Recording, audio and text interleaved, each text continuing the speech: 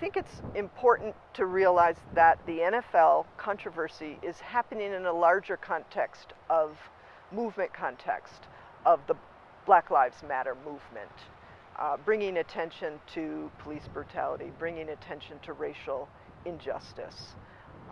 And it is doing so vis-a-vis the national anthem because that represents our greatest ideals of who we are and who we want to be. It is important to understand the NFL controversy and protest in a larger context of movement activity. Colin Kaepernick wasn't acting singularly, although it was an individual protest, but he was part of a broader movement, collective action of people to trying to bring attention to the problem of police brutality and the lack of accountability of police killing. Often when somebody protests, the emotional reaction tends to be uncomfortable to people. So we get reactions to those protests in sports, which is seemingly a non-political context.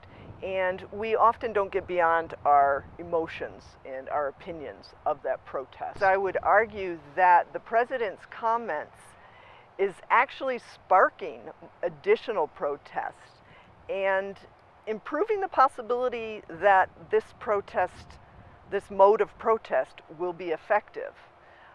You've already had expressions of solidarity with the protest, not only within the NFL, but beyond the NFL, to college sports, to high school sports, even international folks coming forward and expressing solidarity. You can even see over the last 2 weeks growing awareness of the issues and why folks are protesting, and understanding the issue at a greater level. So in many ways I can say it's already been successful and effective in getting us to think about it, to drawing attention to it.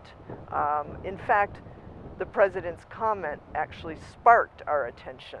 And from a social movement perspective, if you're an organizer, that's exactly what you want. And so a silent protest of taking a knee in that context, I think, is symbolically effective, although it does challenge us and our notion that sports are beyond politics and that it is a social institution that brings people together. Studying the history, though, of social protest in sport, you quickly understand that sports has also been used to exclude.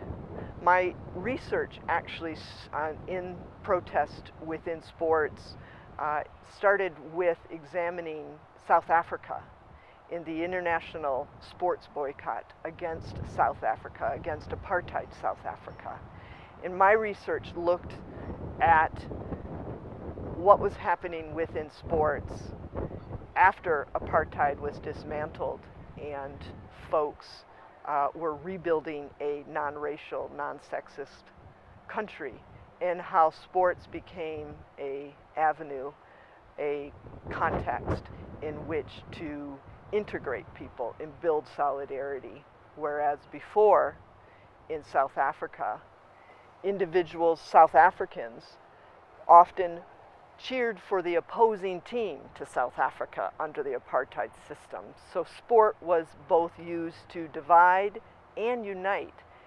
The question is, who is it uniting?